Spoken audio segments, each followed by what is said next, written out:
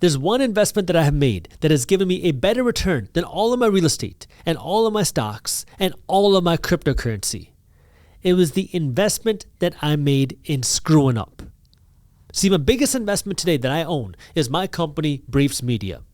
But the thing that many people don't know is that this wasn't my first attempt at trying to start a business, or my second attempt, or even my fifth attempt.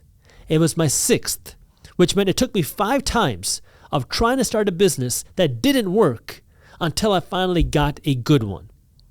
And this is where I had to go through those screw-ups to learn how to do something the right way. Now, while each one taught me something different, I don't want to call them a failure per se because I learned something in each one of these.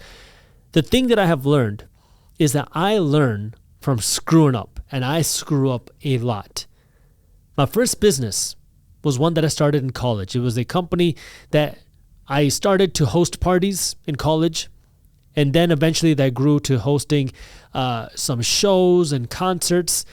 It was essentially an event planning company, but started off as a glorified party promotion company. I started the company because I don't drink, but I needed something to do on Friday nights in college because I didn't realize that people go to college to party and drink. So I started hosting these parties.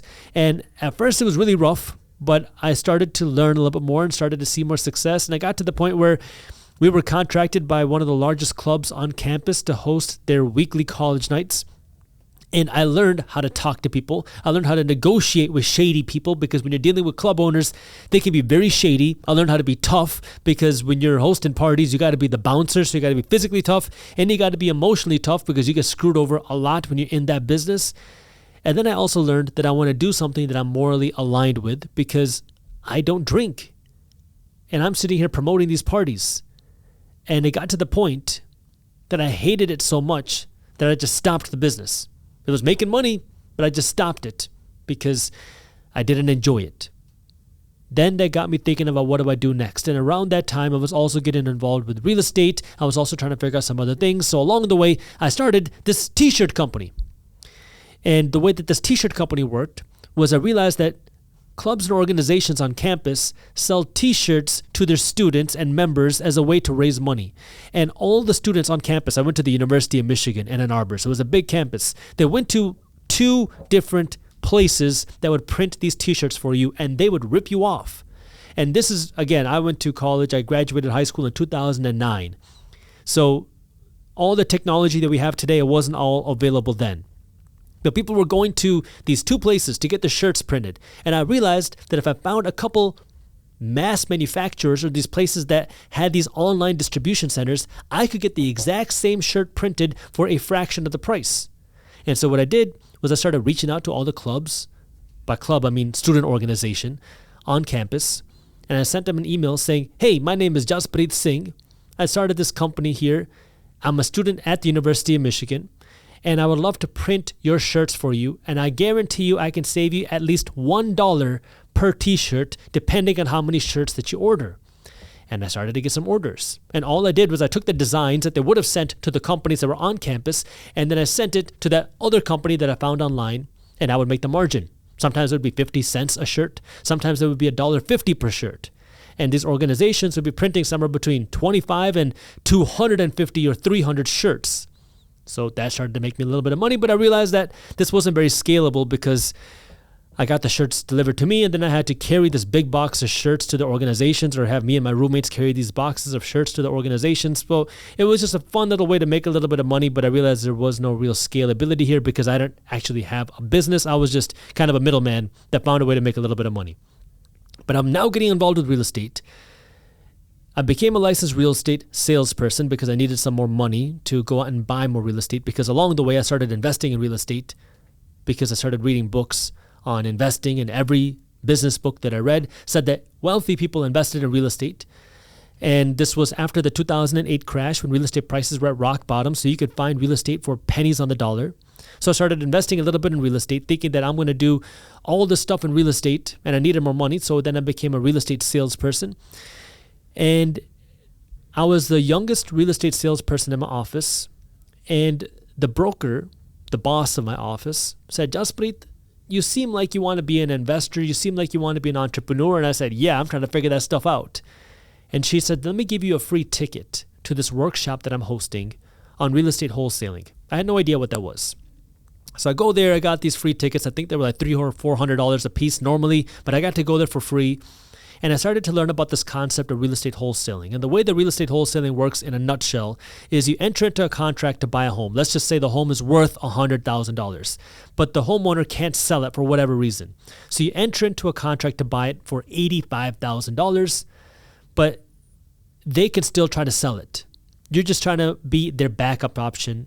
And in the meantime, what you do now is once you get this home under contract for $85,000, you now try to find a buyer for $95,000 because you're going to try to market this home to new buyers because you're a better advertiser. You learn how to market on the internet and do social media advertising. There wasn't a lot of social media back then, but you try to market it for sale at a higher price. So the homeowner is still trying to sell it. They might be working with a realtor. They're doing whatever they got to do to sell it for $100,000. I'm their backup for $85,000. And I have the option to potentially buy the home for a certain number of days. And then if I find a buyer for $95,000, the buyer gets to buy the home for a $5,000 discount because it's a $100,000 home they buy for $95,000. The sellers are happy because they finally get to get out of this house that they couldn't sell. And I make that difference. If I sold the home for $95,000 and I got under contract for $85,000, that $10,000 was mine. So I started doing this, wholesaling real estate. And it was tough because, well, some people just don't trust you. They don't want to do this. They don't understand what this process is. And it took me about 4 months to close my first deal. My first deal that I closed, I made $10,000 on that commission. And now I was in business. It was tough though. And what I realized is I'm a horrible salesperson. And I don't like this direct face-to-face sales. I don't really like sales in general, trying to sell something to somebody. And it just didn't feel the best to me. That's why I hated being a real estate salesperson. It just wasn't for me. I'm not that type of person. It's just not my persona. It's not what I like to do. And I also realized that I wanted to build something that had more scalability, something that had the ability to continue operating and producing revenue even when I wasn't doing something. Because what I've learned now is when I was involved in this party promotion company, if I wasn't hosting a party, I wasn't getting paid. If I wasn't selling shirts, I wasn't getting paid. If I wasn't the one selling these houses, I wasn't getting paid. So I wanted to do something now that could allow me to get paid even if I wasn't physically doing something. So that's when I got involved in the internet. So I started an Amazon sales company, an Amazon resale company with one of my friends. And what we did was we started selling things from China on Amazon. This is before Amazon FBA was popular. Amazon FBA is where you fulfill products by Amazon. We're talking a long time ago, before all this stuff was really popular. So my friend had these hookups in China. He used to always find the cheap stuff in China, and that's what he did. He found cheap phone cases that we started selling. Then he found these battery packs that you can put on phones. And we found an authorized reseller out of China that we could sell these battery packs for. They would retail for around $99. We were buying them for, I think, around $20. So we had quite a bit of margin. So what we did was we bought them for around $20. And then we started selling them for around $50. And we started making sales. And they started to come in pretty good, to the point where we were selling 2, 3, 4, 5, even 10 a day, which is quite a lot when you're like 21 or 22 years old. And what we realized pretty soon was we weren't selling legit stuff. And how we learned that was we got a letter from the actual reseller that says we're selling counterfeit stuff, and if you don't stop immediately, we're going to sue you for $7 million. So we shut that down that same day. And so now that income stream just vanished, and now back to the drawing board. And so now I knew that I wanted to do something on the internet. I knew I wanted to do something that's scalable. I knew I wanted to have something that I could create. And so that's when I created a sock company. I was taking a public speaking class. This was around the time when I was in graduate school. And the public speaking class had a project where we had to pretend like we were on Shark Tank and pitch a product to the class, which were the investors, the sharks, we'll call it. And I procrastinated. I didn't do it. So it was raining one day. I picked up my backpack. I was late and I started running to class, and I stepped in a puddle on the way to class, and I got to class and I sat down, my heart's beating, and the teacher says, "Jaspreet, it's your day to present." I look back at the teacher and I say, "What are you talking about? Present what?" And I realized, oh crap, I was supposed to present a product. So I get in front of class, my heart is beating, my feet are soaked, and the first thing that comes to my mind was pitching waterproof socks. And I sit back down, and I was like, oh, that's kind of a cool idea. And I wonder if this exists. And then I start to learn about the difference between waterproof socks and water-resistant socks, because if a sock is waterproof, it's not breathable. But you could create these water-resistant socks, and all the water-resistant socks out there were really bulky and not very comfortable. So I was like, maybe this creates an opportunity. So then I started calling people. I started calling manufacturers in China, realizing that I don't know how to talk to manufacturers in China. So I started calling manufacturers in the United States, and I saw that there were a few sock manufacturers in North Carolina. So I got a hold of some of them. I told them what I wanted to do. They told me to talk to some textile engineers. So they connected me with some textile engineers. And I started talking to them, and I started telling them what I want to do. And they said, well, you could buy this yarn, and we could do this and this, and we could do that. And I said, well, I don't really have much money to pay you. Can we figure out a deal? And so I figured out a deal with a manufacturer. I figured out a deal with the textile supplier that I would pay them a little bit later once I started making some sales. And somehow they were okay with it. I don't know how. I think I just called a lot of people. And now I was in business. And this business started to grow. And now I'm in law school at the same time because my parents really wanted me to have a professional degree. So I'm running this business while I'm in law school, and it's doing pretty well. Our first month, we were hoping to do $10,000 in sales. We ended up doing a little bit over $21,000 in sales, and we were starting to get in stores and some boutique stores. We were in random stores in the United States and the United Kingdom, and we were selling online on our e-commerce store. And we were fortunate enough to get on some cool news sites to give us some PR. So I was very fortunate that we were able to get some PR because we had this exciting launch. Things were good. And along that way, I got scammed by a marketing company. And so I was really frustrated because I got screwed over in a lot of the process. I mean, I'm talking about all the good stuff. I'm not telling you all the times I screwed up yet because I have more screw-ups to tell you about. But I got scammed by a lot of people. And I got screwed over by a lot of people along the way. And I got really frustrated. And that frustration then had me create this class on how to launch a business without getting screwed over. I sold it on Udemy for $7. And I started to get comments of people saying, yo, you should start a social media page so you can talk more about this stuff. So I started the social media page under the alias Minority Mindset, thinking that I would just talk about things that were interesting to me because my friends didn't like talking about this stuff. And it was always interesting to me because I always felt like there was something missing in education that I never learned about financial education, never learned about entrepreneurship. And that was something that was really important to me. I mean, some people want to be an actor. Some people wanted to be a singer. I always liked the idea of being an entrepreneur. It was just something that was very interesting to me. So I started talking about it. And then people asked me to start a blog. But English is my second language. I didn't really enjoy writing. So I was like, no, I'm not going to start a blog, but I can talk. So I started making YouTube videos. And yeah, it sounds like I'm doing a lot, which was. I was going to law school. I was working on the sock business. I was investing in real estate. And I was now starting to make YouTube videos. I mean, I was working a lot. I mean, from early morning to late night. I mean, I was in the law school until the law school shut down pretty much every day, which was at 11 p.m. And then I would go home and work a little bit more after that and start working right early the next morning. It's easy to do that when you're young. So all this is happening. The sock business is going fine. I mean, things are going well. I'm learning about how to sell stuff online and things are going well, and I'm buying more real estate and whatnot. And then the YouTube channel starts to grow and my patent for the sock business gets denied. And so now I had to make a decision what I wanted to do.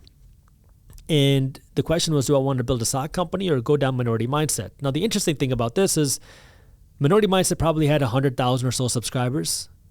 And it wasn't really making that much money. It was more of just a hobby for me. The sock business was making money. My real estate was making money. I was profitable here in the sock side of things. The Minority Mindset stuff, I was not. I mean, yeah, I was making a little bit of money, but I mean, it was really nothing significant. It was really, my money was coming from the sock business and everything else. And so now I'm confused because, well, what do I do? What do I want to do with my life? And I think about what I want to look at myself when I'm 60, 70, 80, 90 years old, looking back. What's going to be more fun? What would I be more proud of? And I remember asking myself this, that, well, I like the sock business because it's a business. I like the entrepreneurship side. But I really don't care that much about socks. I mean, at the end of the day, it's a sock business, right? I mean, some people really care about it. For me, it was just an opportunity that I saw. But I really like this financial education stuff. So then I went down minority mindset and decided I'm going to go deeper into minority mindset. And that kind of spawned out market briefs because I needed a way to stay up to date on what was happening in the financial markets. So I asked my team to start writing me these briefs, which then became my financial newsletter called Market Briefs, which then birthed Briefs Media today. So Market Briefs is a free financial newsletter that we publish, and Briefs Media is the parent company for that. But this is where it took me a lot of tries to figure it out. Yeah, I mean, some of these businesses were successful in that they made good amounts of money. And I don't say this to brag. I really hope you understand that. I'm not saying any of this to brag. I'm saying this to get you to understand that there was a lot of like going left and right and up and down and forward and back. And there's a lot of just misdirections because I didn't really know exactly what I wanted to do. I mean, I was told I needed to become a doctor. And if I didn't become a doctor, I had to at least become an attorney. That was the advice that I was given. I didn't know anything about entrepreneurship. I don't know anything about investing. I don't know anything about financial education. These were things I had to figure out. The way I figured out was by screwing up. And the party promotion company was a hustle, and I realized that I hated that industry. I got screwed over a lot in that industry. But I learned how to talk to people. And every business taught me something else. And there's a lot of sunshine and rainbows that it looks like, but there was a lot of difficulty as well. And trust me, it's easy to look back and say, yeah, that time where I got screwed over, it was a lesson. But during the time, you don't think of it as a lesson. You think of it as getting screwed over. When I started investing in real estate, the story is I'm studying for the medical college admission test. I'm 19 years old. I start reading books like Rich Dad, Poor Dad by Robert Kiyosaki and a few others, Dave Ramsey, Total Money Makeover, and all these other books about real estate investing, talking about how all wealthy people invest in real estate.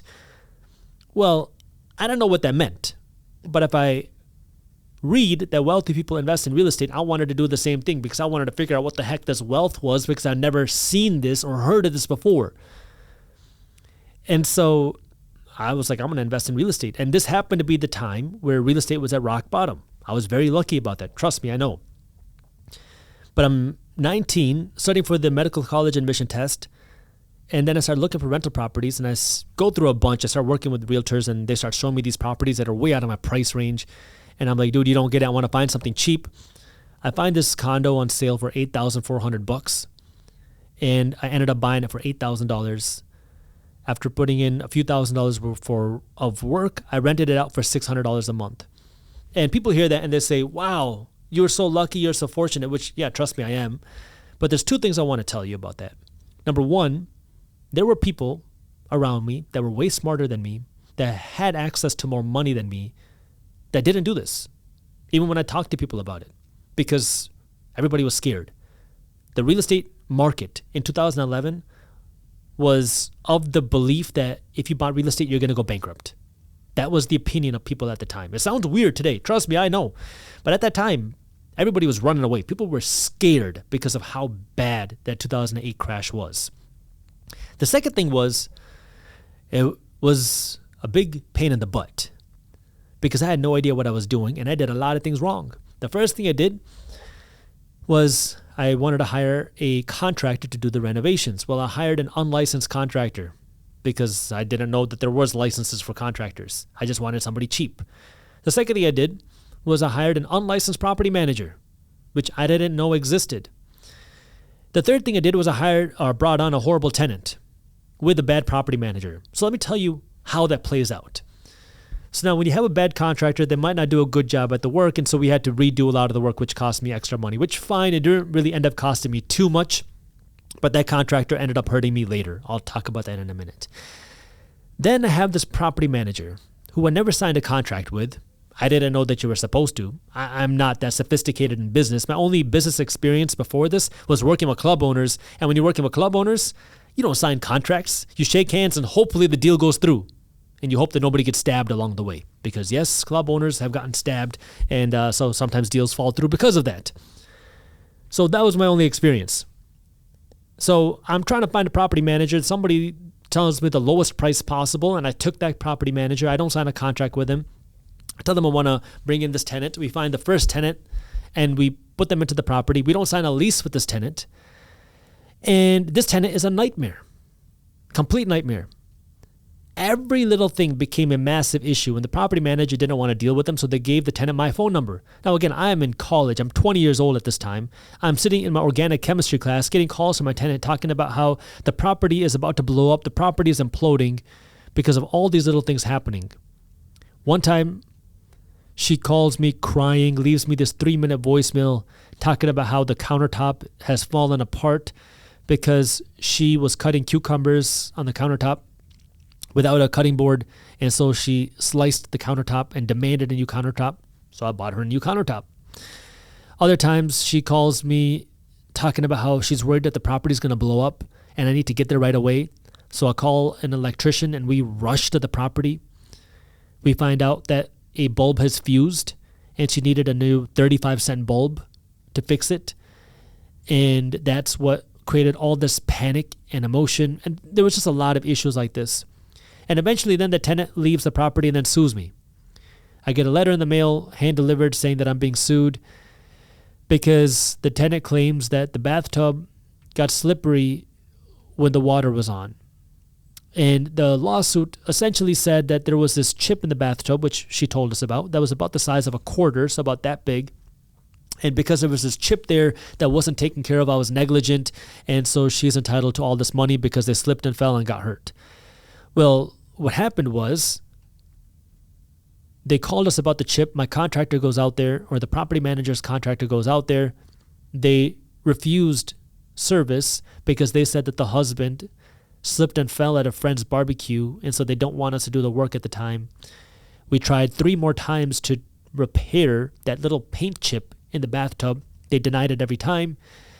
And then years go by, and then they file a lawsuit claiming that that chip is what caused the tenant to fall and get injured, and so they're entitled to damages. So now this lawsuit goes on again. I'm really young at this time. I'm in my early 20s, and now I have to figure out what the heck to do. Luckily, I had insurance, but insurance has to pay for the attorney, and I have to be there for the proceedings and the entire process, and we find out that the tenants actually slipped and fell at a friend's barbecue. Even the medical record said so.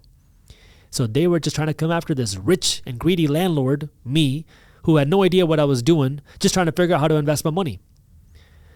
Well, eventually the insurance company settles for $14,000, and the tenants don't make a penny because their attorney fees were even more than that, so that's the end of that beginning saga. But then my real estate lessons don't end, because then I go into real estate for my third deal, and I bought this deal because remember that uninsured contractor?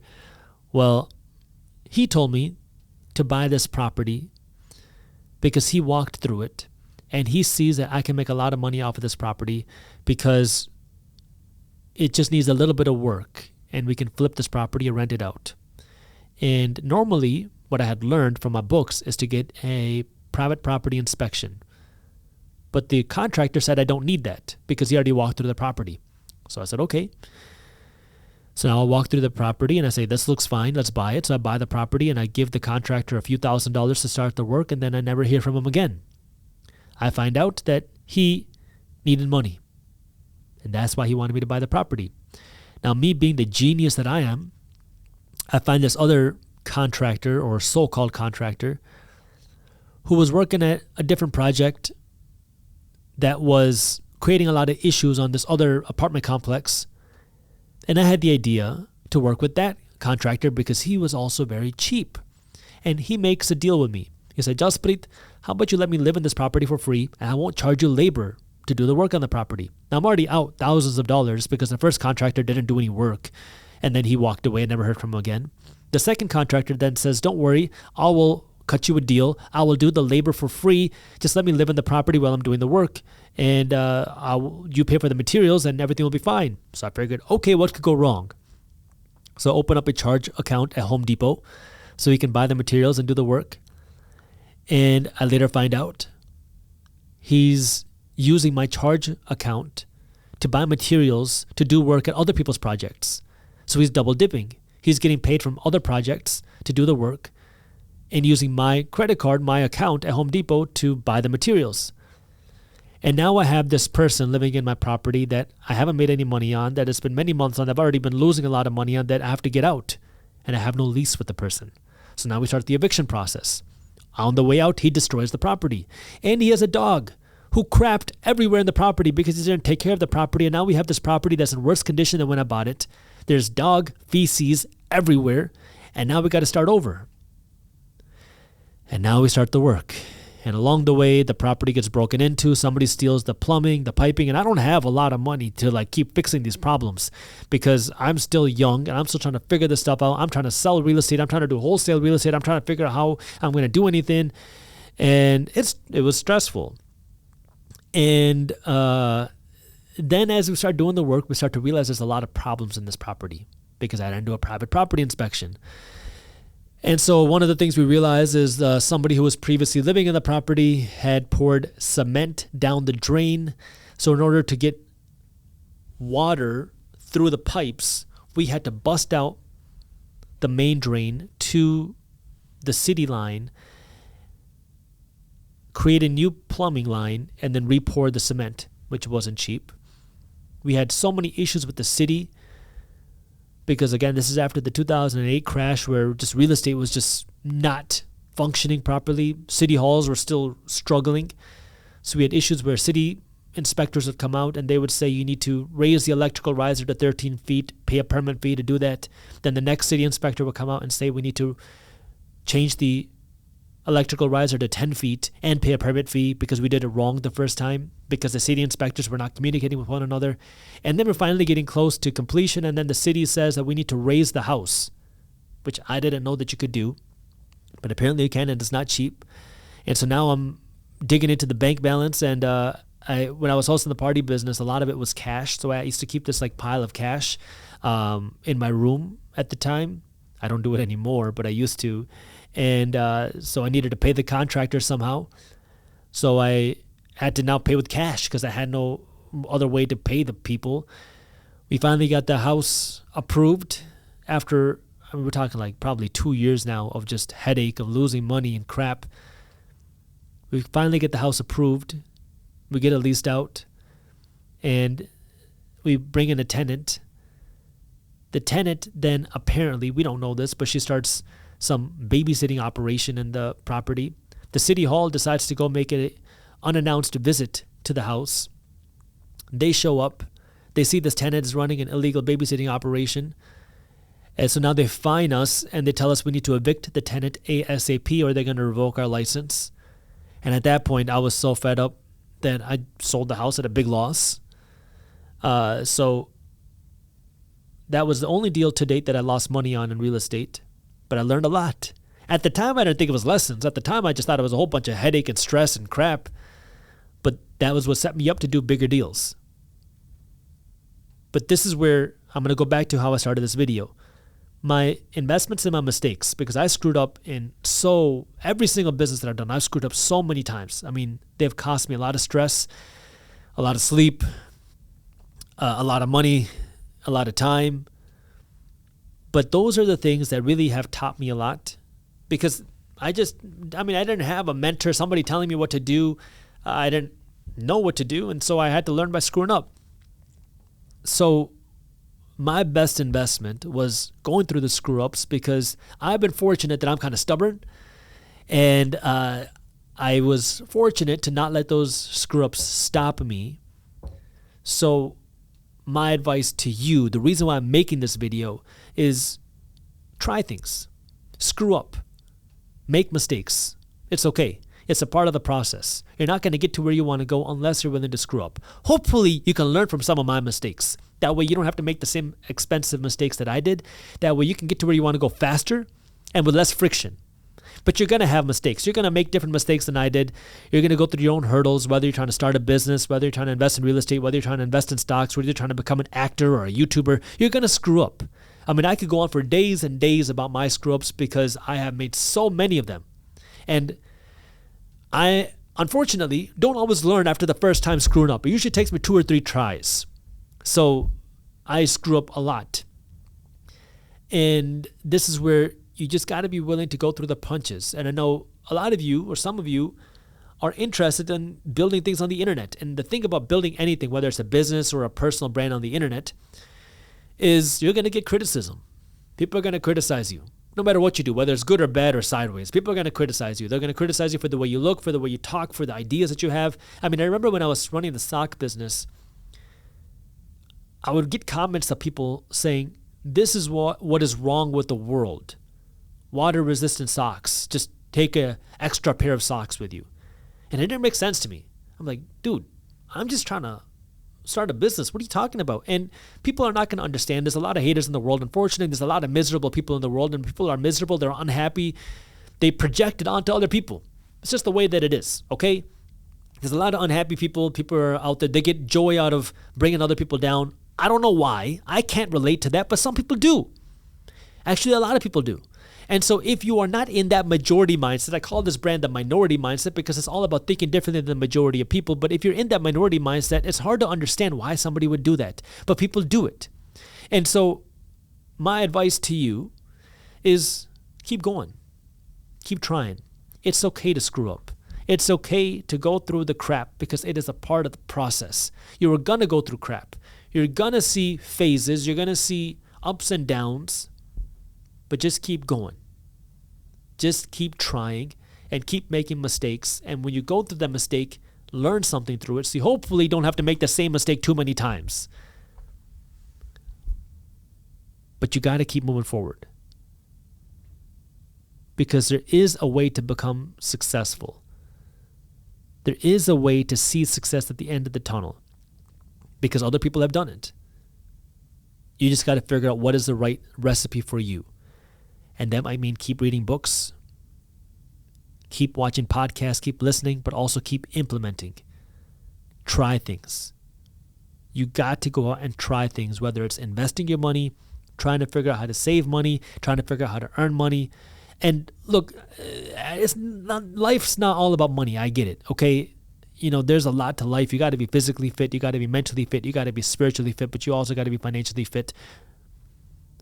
I talk a lot about financial stuff because that's kind of the backbone of this brand.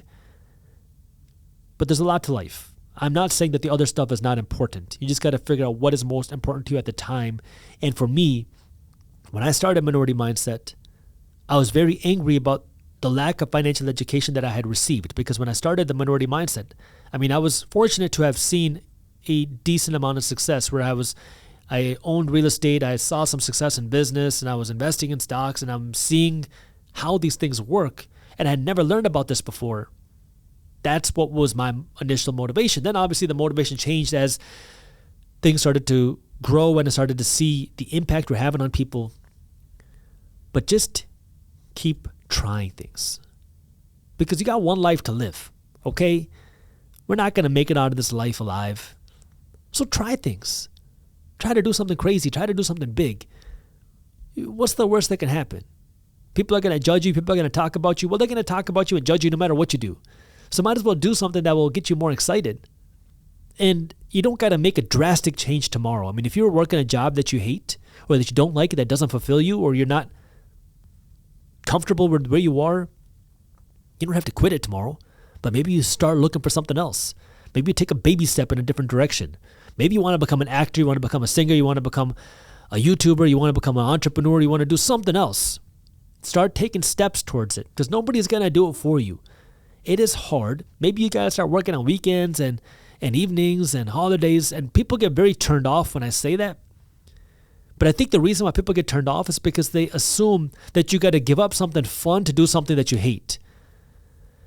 But if you do something that you really want to do, overall it's fun. I mean, you're doing something that you enjoy. For me, starting a business was really fun. Like, it was just something I got a lot of fun out of. I mean, there was a lot of crap, but I enjoy it. It's just something that energizes me. Is every single day sunshine and rainbows? No, man. There are rough days. There are bad days. There are days where things are going wrong. But overall, the process is good. There's things that you don't want to do, but you do the things you want to do, and you do the things you don't got to do. You don't want to do because you got to do it. And so it's a mix of taking the discipline for yourself, but also taking the risks and trying things. And you can take calculated risks by knowing where you are, not in throwing all of your money into something. Starting by sampling where you're putting your time. If you're young, if you're under the age of 25, look, you got time on your hands. I mean, you got time even if you're over 25. But if you're under 25 and you're not married, and go out and do more stuff, okay? If you're in college, do more stuff. I can't stress this enough. If you're in your 20s, if you are under the age of 30, do work 20 hours a day if you got to. Like, this is the time to really grind. Obviously, as you get older, you might get married, you got more responsibilities, it's tougher to do all that, but you can still do things. I mean, you could do it in whatever doses is comfortable to you in your life. Sometimes you gotta do things that are uncomfortable, but keep trying. That was my mission for this video. I know it's a little bit different than my other videos, but I wanted to try this, just talking about something that it's been on my mind a lot, and I haven't found a way to talk about it the right way, and I figured this would be a good way to talk about it. But try things. That is honestly the best investment that you can make. Try things, screw up, learn, and have fun along the way. Buy low, sell high. But what do you do in an economy like today where markets are setting record highs, even though many people are still concerned about the economy, and now investors are hopeful that Trump is going to save the economy and boost the stock market? So is this the time to double down and buy even more? Or is this the time to sell high and cash out of your profits?